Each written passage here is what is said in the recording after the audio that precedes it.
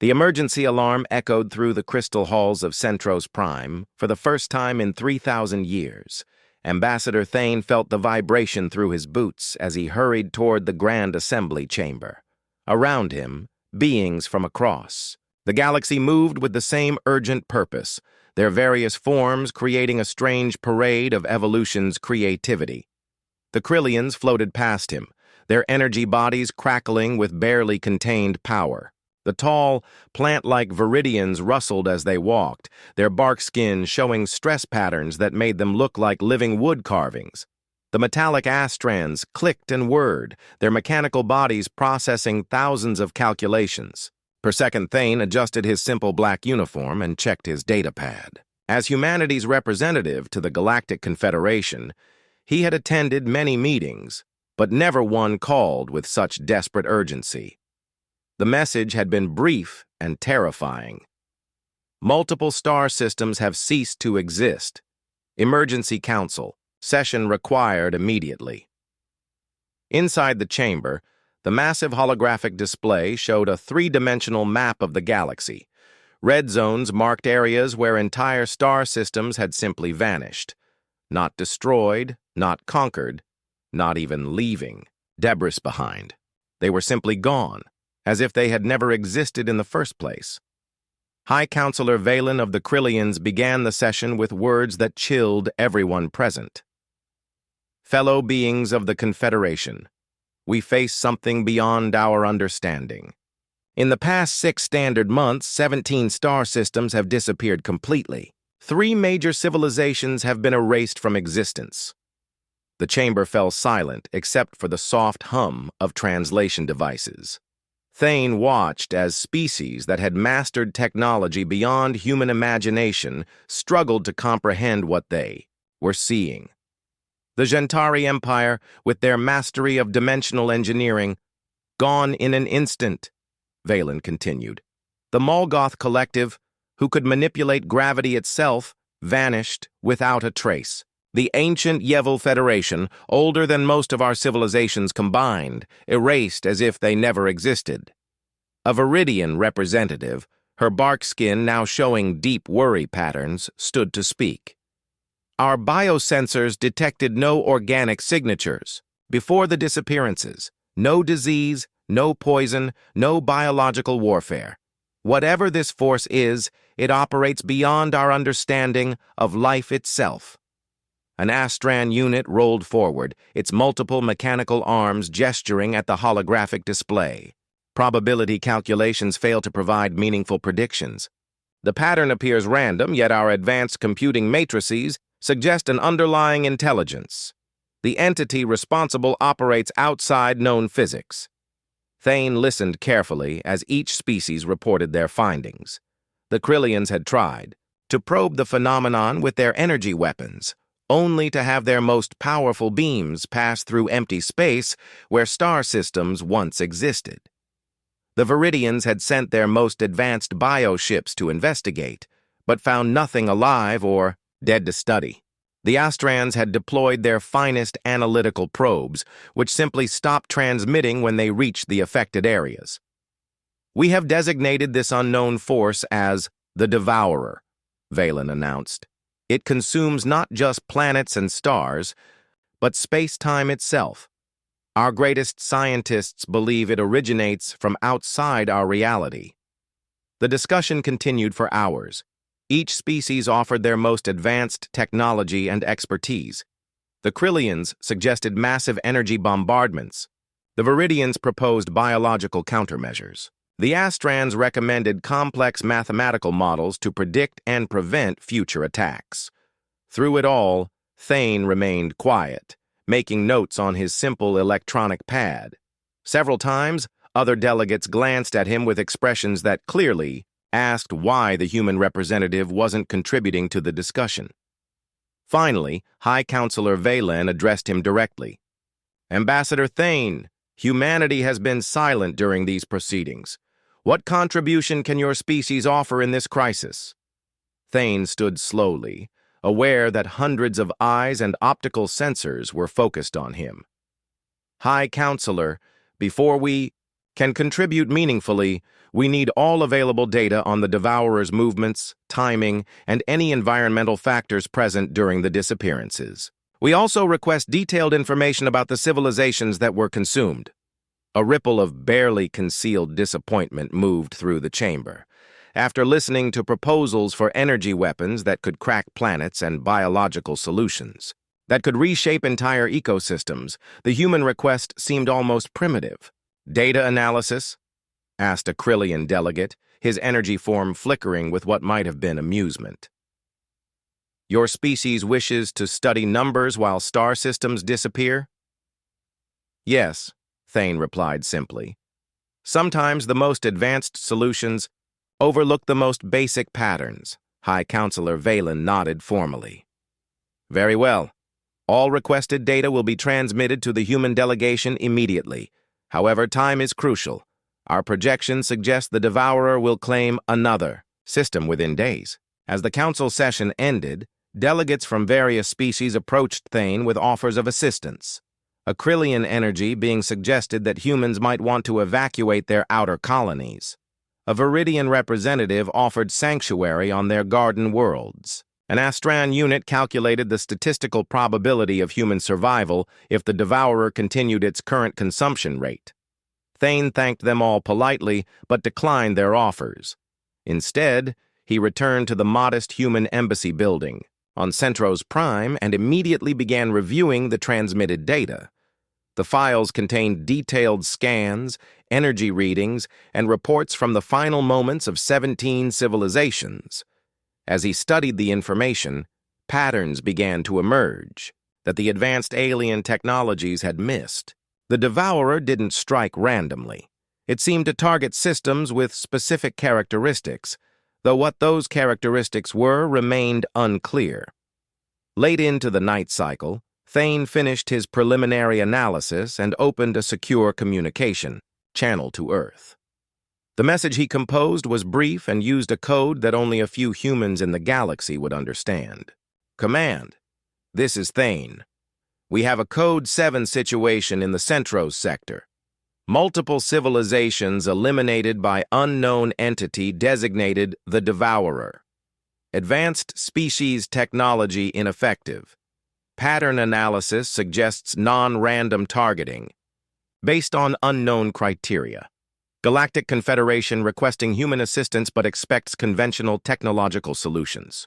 He paused, looking out the window at the glowing spires of Centros Prime, where beings with technology that surpassed human achievement by millennia were struggling with a problem they couldn't solve through sheer advancement. Recommend immediate deployment of Admiral Cross and specialized team. This situation requires human perspective, not human technology. The galaxy has forgotten something important about survival, and we may be their only chance to remember it. Thane sent the message and began preparing for what he knew would be either humanity's greatest contribution to galactic civilization or their final opportunity to prove they belonged among the stars. Outside his window, the alien city hummed, with activity as the most advanced civilizations in the galaxy worked desperately to understand an enemy that defied everything they thought they knew about the universe.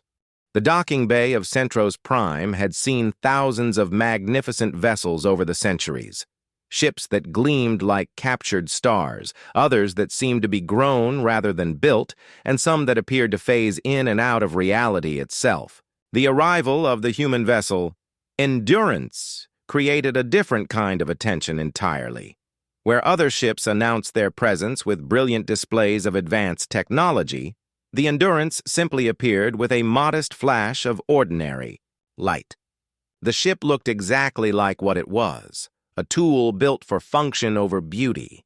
Its hull showed the scars of 100 missions, patches where different metals had been welded over damage, and modifications that spoke of constant adaptation.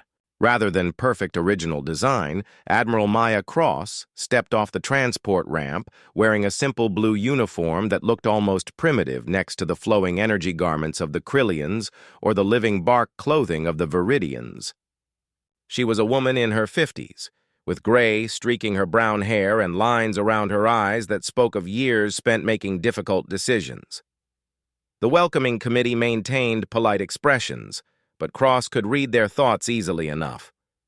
After witnessing the failure of the galaxy's most advanced technology against the Devourer, they had called for human help with the desperate hope that came from running out of other options. Now, seeing what humanity had sent, that hope was clearly being replaced by polite disappointment. "Admiral Cross," High Counselor Valen greeted her, his energy form flickering in what she had learned was the Krillian equivalent of a formal bow. "The Confederation welcomes humanity's assistance in our time of crisis." "Thank you, High Counselor," Cross replied. "My team and I are ready to begin immediately." Her team consisted of just 3 other humans. Dr. Reed was a xenoarchaeologist, who looked more like a librarian than a space explorer. Commander Torres had the weathered appearance of someone who had spent decades in the Navy. Tech Specialist Park seemed young enough to be someone's daughter rather than a galactic crisis response expert. The alien delegates exchanged glances that didn't require translation. This small, unremarkable group was humanity's response to a threat that had consumed entire civilizations. The briefing room in the Confederation headquarters could have held 1,000 beings, but Cross requested a smaller space. She preferred to work where everyone could see each other clearly and speak without amplification systems. "Show us everything," Cross said simply as she and her team took seats around a basic conference table. For the next 4 hours, the alien representatives presented every piece of data they had collected: energy readings that defied known physics, gravitational measurements that made no sense, temporal distortions that suggested the Devourer existed partially outside normal time. Cross and her team asked questions that surprised the aliens. Instead of focusing on the advanced technology aspects, they wanted to know about the civilizations that had been consumed. What had they been doing in their final days? What were their social structures? How long had they existed as spacefaring peoples?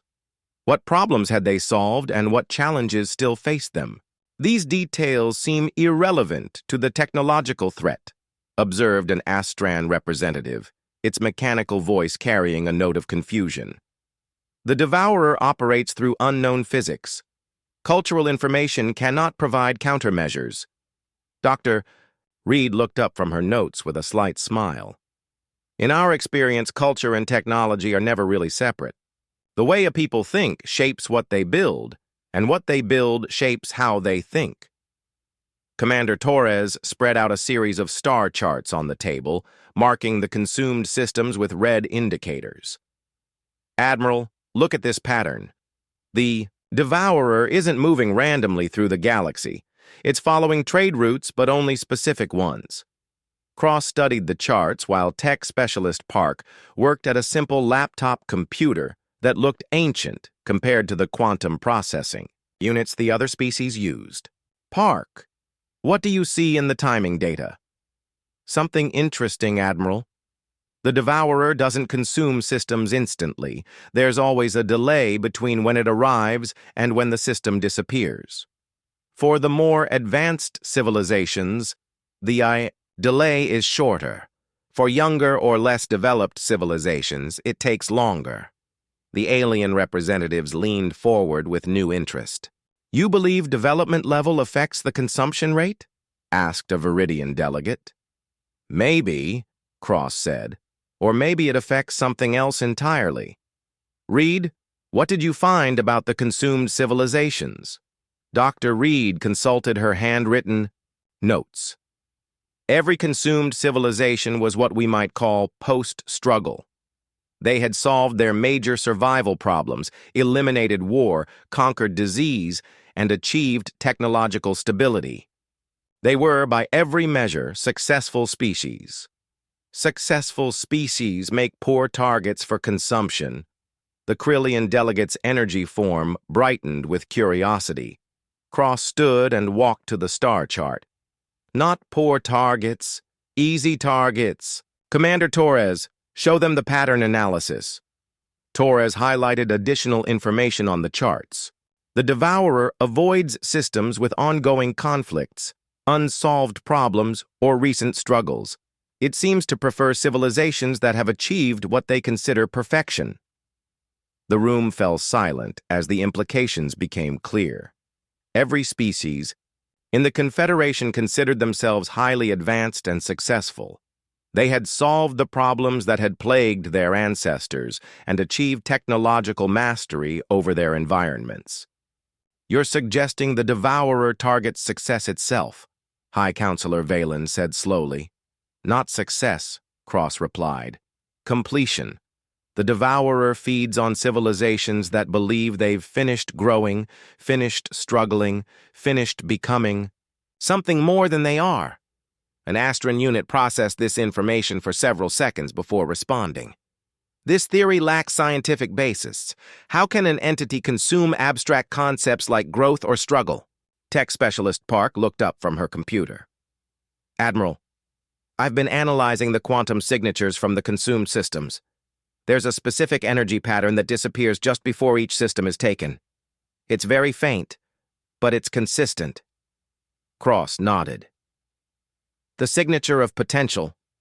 The energy that comes from having somewhere to go, something to become, problems left to solve." The alien delegates struggled to process this concept.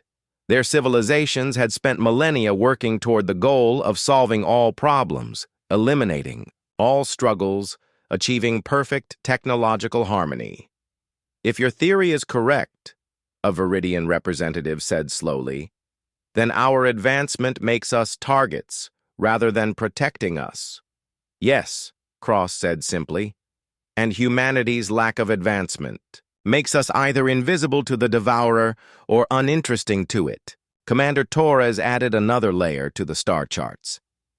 "We've identified the Devourer's next probable targets based on this pattern. 3 systems are at immediate risk, all highly advanced civilizations that have achieved what they consider technological perfection." Cross walked back to the table and looked directly at each alien representative. "We can predict where it will strike next, but preventing the attack requires something none of your civilizations are willing to do." "What do you propose?" High Counselor Valen asked. "We make ourselves the target instead," Cross said. "We put human colonies in the Devourer's path and see what happens when it encounters a species that hasn't finished struggling yet." The room erupted in protests from every species present. The plan sounded like suicide, and worse, it required using humans as bait for a cosmic horror that had consumed civilizations far more advanced than Earth. Cross waited for the protests to die down before speaking again.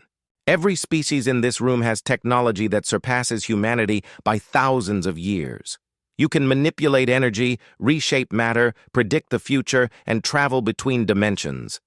But there's one thing you can't do anymore." She paused, looking around the room at beings whose ancestors had struggled and fought and dreamed their way to the stars just as humans were doing now. "You can't remember what it feels like to be prey." The emergency session of the Galactic Confederation lasted 3 days. Representatives argued, debated, and calculated while the Devourer moved steadily toward its next predicted target. In the end, desperation won over logic, and Admiral Cross received authorization for the most dangerous gamble in galactic history. Captain Lewis stood in the command center of New Calgary, watching the evacuation ships depart through the observation window. The sight should have been terrifying, but she felt oddly calm. Around her, 200 human volunteers made final preparations for what might be their last few days alive. New Calgary was one of humanity's newer colonies, built on a world that other species had dismissed as too harsh for comfortable settlement. The humans had made it work anyway, carving a functioning city out of stubborn rock and thin atmosphere. It wasn't pretty like the garden worlds of the Viridians, or efficient like the Astran manufacturing centers, but it was undeniably alive. All non-human residents evacuated successfully, reported Lieutenant Davis from his communications station. The Krillian Energy Research Team was the last to leave. They still think we're insane. Lewis smiled grimly. They're probably right. Status on the other colonies? Port Valdez reports ready. Haven's Rest confirms all preparations complete. Admiral Cross is maintaining position between the colonies and the Devourer's projected path. The 3 human settlements had volunteered to serve as bait in Cross's plan. Each colony maintained its normal activities and energy signatures while secretly preparing for contact with an entity that had erased entire civilizations. Dr. Reed's research had revealed crucial information about the Devourer's feeding pattern. The entity didn't simply destroy civilizations, it consumed something specific from them. Her analysis suggested it fed on what she called hope signatures, quantum energy patterns generated by species that continued striving despite uncertainty. Most advanced galactic civilizations had lost these signatures long ago. They had solved their major problems, eliminated uncertainty, and achieved technological mastery over their environments. They generated the quantum equivalent of contentment rather than hope. Humans, still struggling with basic survival and facing constant challenges, generated hope signatures naturally. The question was whether this would make them attractive to the Devourer or invisible to it. "Captain," Davis called out, "we're receiving a galaxy-wide transmission from Admiral Cross." Lewis nodded. "Put it on the main screen." Cross appeared on the display, speaking from the bridge of the Endurance. Behind her, the stars seemed ordinary and peaceful, giving no hint of the cosmic horror approaching from the dark. "People of the galaxy," Cross began, "today we attempt something that goes against every instinct for self-preservation. 3 human colonies will serve as bait for an entity that has consumed entire civilizations. We do this not because we're fearless, but because someone has to be willing to be the guinea pig." The transmission switched to show New Calgary's main street, where humans went about their daily activities with forced normalcy. Children played in the parks while their parents worked and worried. Shopkeepers served customers who might not exist tomorrow. Everyone understood the stakes, but life continued anyway. The people of New Calgary, Port Valdez, and Haven's Rest have volunteered to face the unknown so that the galaxy might understand it. Cross continued. "If we're wrong about the Devourer's nature, we'll die. But if we're right, we might learn something that saves everyone." Captain Lewis walked to her communications station. "Open a channel to the galaxy." Within moments, she was speaking to billions of beings across hundreds of worlds. "This is Captain Lewis of New Calgary. I want to make something clear to anyone listening. We're not heroes. We're not special. We're just the ones who got picked for the dangerous job." She paused, looking around at her crew. Each face showed the same mixture of fear and determination that she felt herself. "But here's the thing about humans," Lewis continued. "We've been the underdogs for so long that we're good at it. Every day we wake up on worlds that don't quite want us, in a galaxy that doesn't quite need us, working with technology that doesn't quite work the way it's supposed to. And we keep going anyway." The transmission switched back to Admiral Cross. "Quantum sensors detect the Devourer's approach. It will reach New Calgary's system within 6 hours. All monitoring stations are active. If this plan fails, at least, the galaxy will have data. What happened next would be debated by xenobiologists and quantum physicists for centuries." The Devourer arrived at New Calgary as predicted, a distortion in space-time that made sensors malfunction and caused reality itself to seem uncertain. But instead of the instant annihilation that had claimed other civilizations, something unprecedented occurred. The entity began to interact with the human settlement in ways that defied its previous behavior pattern. Captain Lewis found herself in direct communication with a being that existed partially outside normal reality. The conversation, if it could be called that, took place on quantum levels that human minds weren't designed to process. Yet somehow, the communication worked. The Devourer wasn't malevolent, Lewis realized. It was starving. The entity came from a universe where hope had been consumed long ago, leaving behind only perfect order and endless emptiness. It had been feeding on quantum signatures of hope from other realities, but each feeding provided less satisfaction than the last. "We don't understand," Lewis transmitted through quantum frequencies that shouldn't have been accessible to human technology. "Why do you consume hope instead of creating it?" The response came as a flood of images and concepts that nearly overwhelmed her human consciousness. The Devourer had once been a collective consciousness of an ancient species that had achieved perfect technological transcendence. In solving every problem and eliminating every challenge, they had accidentally eliminated hope itself. Without hope, they had begun to fade from existence. The entity was their desperate attempt to maintain their reality by consuming hope from other civilizations. But each feeding brought diminishing returns because the civilizations they consumed had already achieved most of their goals. "What if there was another way?" Lewis asked, her words carrying across impossible distances through quantum entanglement. The Devourer paused in its consumption of New Calgary. For the first time in eons, it considered a possibility it had never imagined. Throughout the galaxy, monitoring stations detected something that made no sense.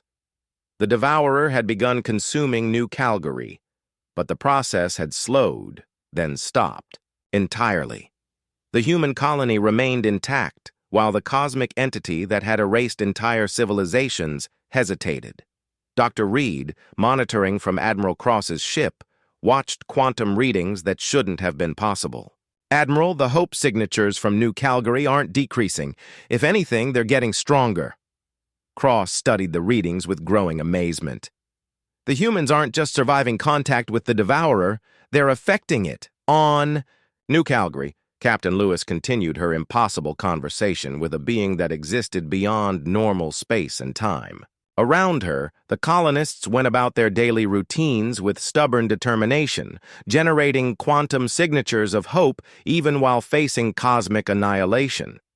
"We can teach you," Lewis transmitted. "Not how to consume hope, but how to create." The Devourer's response shook the quantum foundations of local space-time. For the first time in millions of years, it experienced something it had forgotten existed: curiosity. The transmission ended with New Calgary still intact and the Devourer motionless in local space, no longer feeding, but not departing either. Across the galaxy, civilizations that had given up hope for survival began to wonder if the impossible had actually happened. Had humanity just convinced a cosmic horror to stop and listen? The quantum communication link between Captain Lewis and the entity had been active for 12 hours. Across the galaxy, scientific stations monitored readings that broke every known law of physics, while New Calgary remained impossibly intact, in the presence of a being that had consumed entire star systems. Dr. Reed worked frantically aboard the Endurance, trying to understand the data flowing from the colony. The quantum signatures she was recording had no precedent in any database. The Devourer wasn't just communicating with the humans, it was changing because of that communication. "Admiral," Reed called out, her voice tight with excitement and confusion. "The entity's quantum structure is shifting. It's becoming less destructive and more exploratory. The humans aren't just talking to it, they're teaching it." Admiral Cross studied the readings while maintaining communication with all 3 human colonies. Port Valdez and Haven's Rest remained on standby, their volunteers ready to serve as additional contact points if needed. "What exactly are they teaching it?" Cross asked. "That's the remarkable part," Reed replied. "They're not teaching it advanced physics or new technology. They're teaching it philosophy. Captain Lewis is explaining why humans choose to maintain problems they could solve. The concept was so alien to the galaxy's advanced civilizations that most monitoring stations initially dismissed it as translation errors. Why would any intelligent species choose to keep problems that they had the capability to fix? On New Calgary, Lewis found herself serving as humanity's ambassador to a being that existed across multiple dimensions of reality. The Devourer's consciousness was vast and ancient, but it had become trapped in patterns of thought that led only to consumption and emptiness. "You don't understand," Lewis explained through quantum frequencies that made her head ache. progress isn't about reaching a destination. It's about having somewhere to go. The entity's response came as a wash of confusion and something that might have been longing. It had achieved the ultimate destination millions of years ago when its original species transcended all physical limitations. But in reaching that perfect state, they had eliminated the journey itself. "Show us," the devourer transmitted. "Show us this thing you call productive struggle." Lewis smiled, despite the impossibility of her situation. "Look around you. We're living it." She guided the entity's attention to the daily life of New Calgary. Humans working to solve problems that would create new problems to solve. Engineers fixing systems that would require different fixes tomorrow. Teachers educating children who would face challenges their parents couldn't imagine. Artists creating works that expressed dreams that might never be fulfilled. The devourer observed a civilization that deliberately maintained uncertainty because uncertainty generated possibility. It watched beings who could have used advanced alien technology to create perfect lives, but chose instead to keep struggling, growing, and becoming something more than they were. "Your species is inefficient," the entity observed. "Yes," Lewis agreed. "That's the point. Efficiency is the end of growth. When everything works perfectly, there's nothing left to improve." The concept was revolutionary to a being that had spent eons consuming the hope signatures of civilizations that had achieved efficiency. The devourer began to understand that it had been feeding on the wrong thing entirely. It had been consuming the remnants of hope rather than learning to generate new hope. Admiral Cross received reports from scientific stations across the galaxy as the entity began to experiment with what humans called productive struggle. Instead of consuming New Calgary's quantum signatures, it started trying to amplify them. The results were visible to sensors throughout the sector. The space around New Calgary began to shimmer with possibilities that had never existed before. The devourer was learning to create potential instead of consuming it.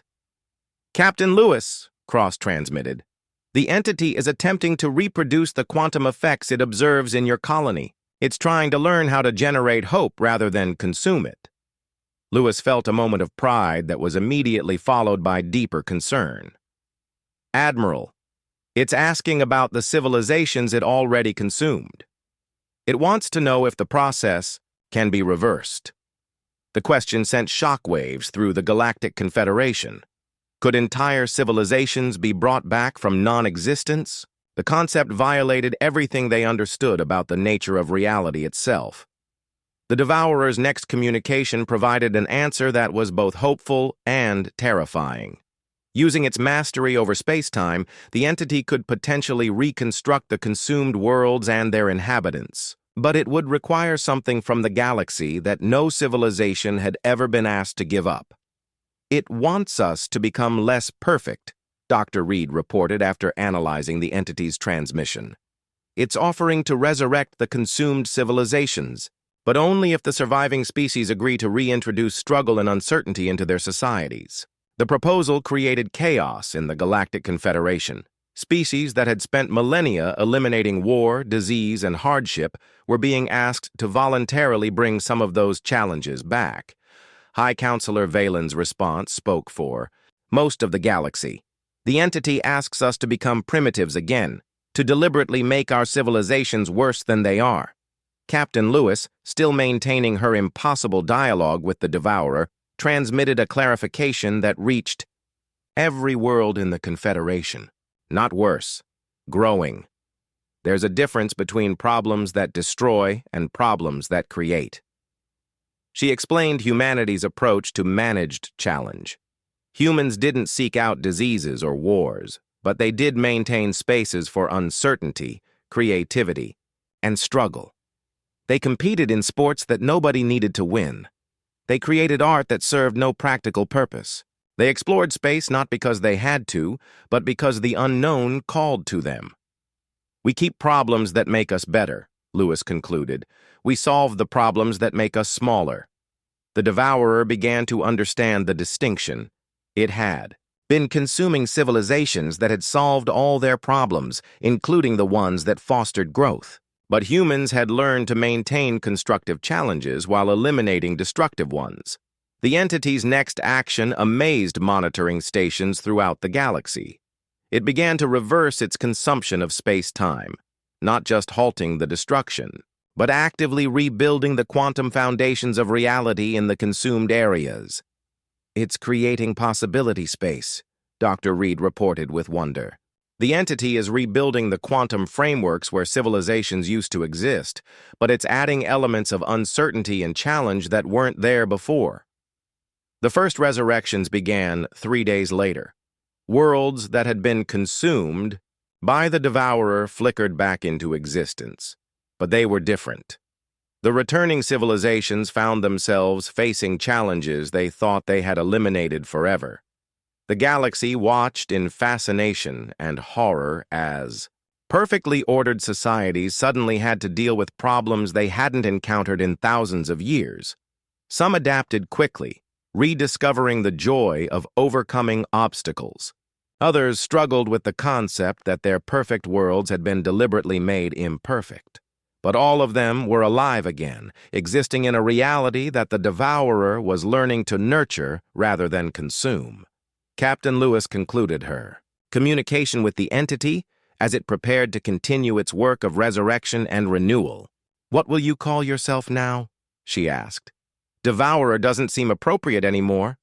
The response came with something that might have been the cosmic equivalent of a smile. "Call us the Seeker. We have much to learn about this hope you speak of, and perhaps other civilizations to teach." As the entity moved away from New Calgary toward the ruins of consumed civilizations, Lewis looked around at her colony. The humans had done the impossible. They had convinced a cosmic horror to become a cosmic gardener. But the hardest work was just beginning. Now they had to help an entire galaxy learn how to grow again. 6 months after the first contact with the Seeker, the galaxy had become a very different place. Ambassador Thane walked through the reconstructed capital city of the Gentari Empire, marveling at how vibrant it had become compared to the sterile perfection it had possessed before its consumption and resurrection. The Gentari people moved through their city with an energy that hadn't been seen in their civilization for thousands of years. Instead of the quiet efficiency of their previous existence, the streets buzzed with conversation, debate, and the productive chaos of beings who had rediscovered uncertainty. "Ambassador Thane," called out researcher Quinn, a Gentari scientist, who had become one of humanity's closest collaborators in the new Galactic Initiative. "The morning reports are ready." Thane accepted the datapad and reviewed the daily updates from across the galaxy.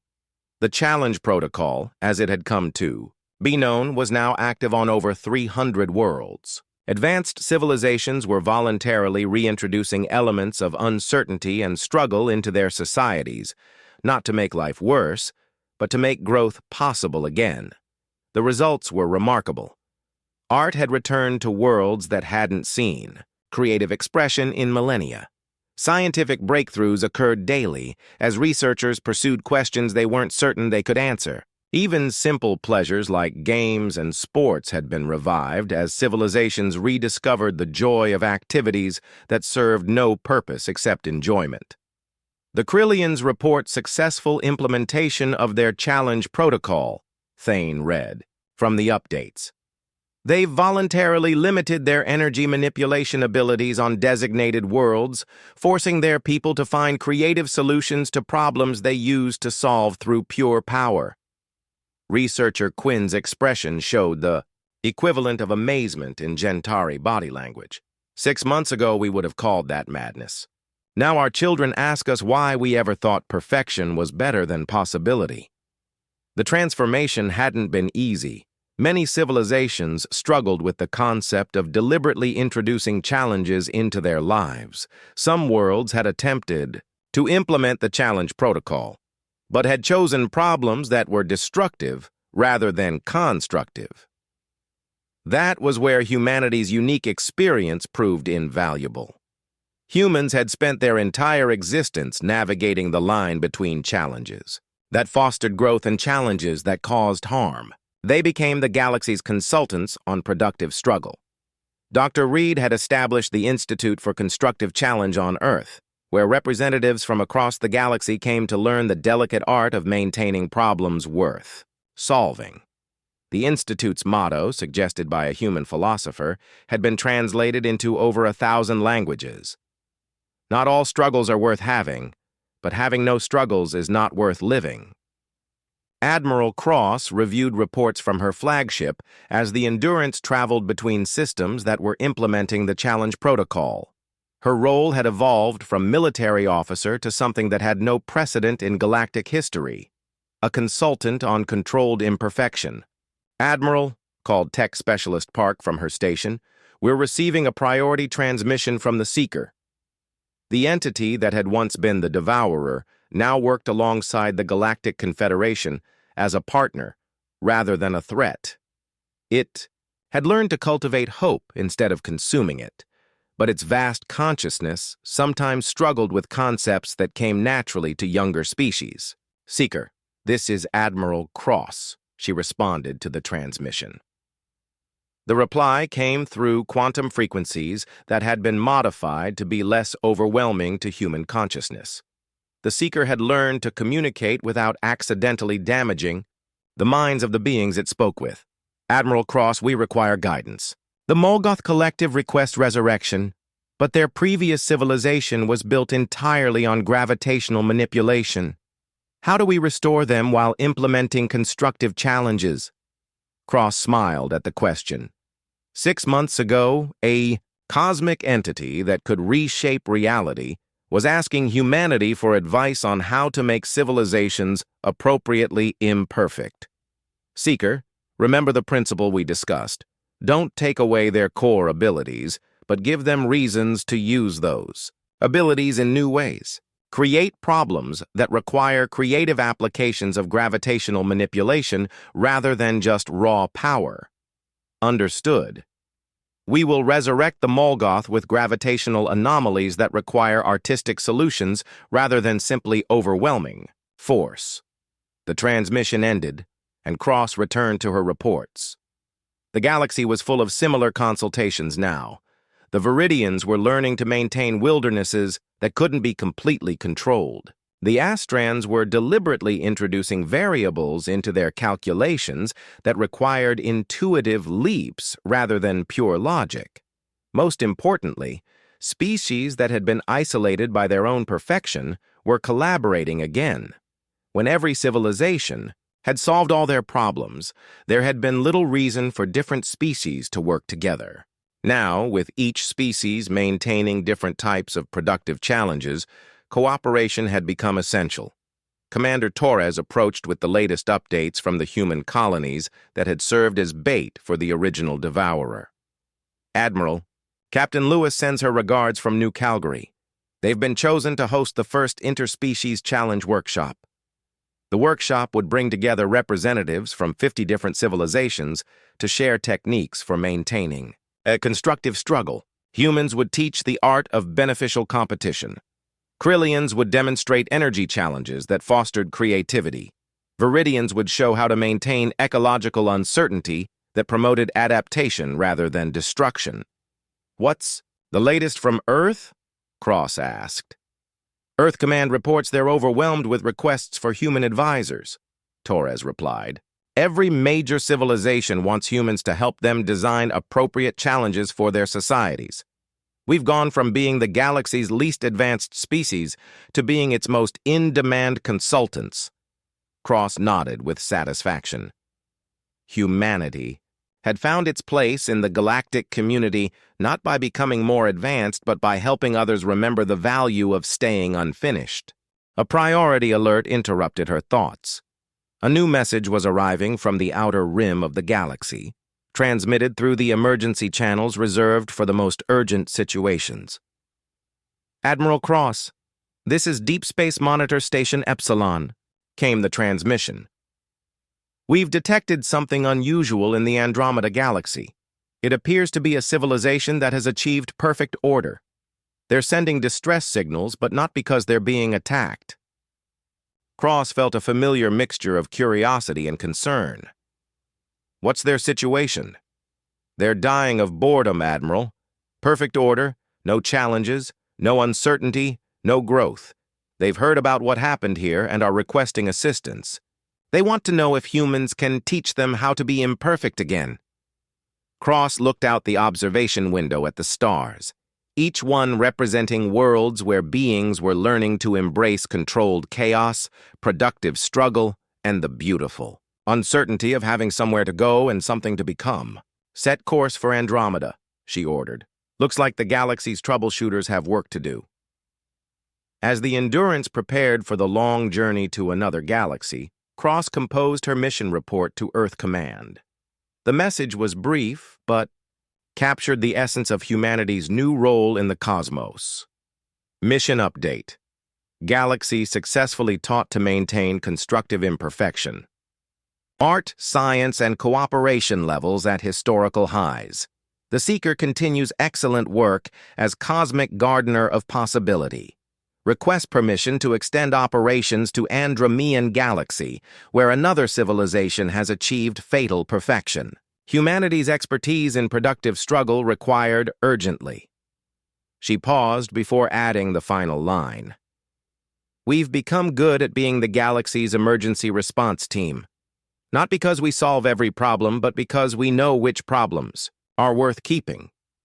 The transmission sent, Cross settled back to review the files on the Andromean civilization. They had achieved technological transcendence, eliminated all conflict, and created perfect harmony across their entire galaxy. By every measure that advanced civilizations used, they were successful.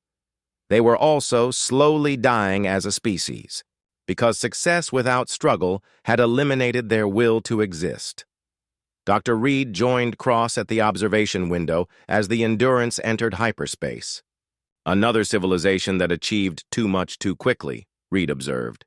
Another civilization that forgot the journey is more important than the destination, Cross replied. Good thing humans are excellent at being unfinished. Behind them, the Milky Way galaxy continued its grand experiment in controlled imperfection. Species that had once sought to eliminate all problems now worked carefully to maintain the right problems. The Seeker moved between star systems, nurturing possibility and teaching civilizations how to cultivate hope instead of consuming it. And throughout it all, humans served as the galaxy's reminder that the most advanced civilizations weren't the ones that had solved everything, but the ones that kept something worth solving for. The universe was vast and full of species that would eventually achieve perfection. When they did, they would need teachers to help them remember how to grow again. Humanity had found its calling as the galaxy's specialists in productive imperfection, and the job would never be finished. That was exactly how they liked it.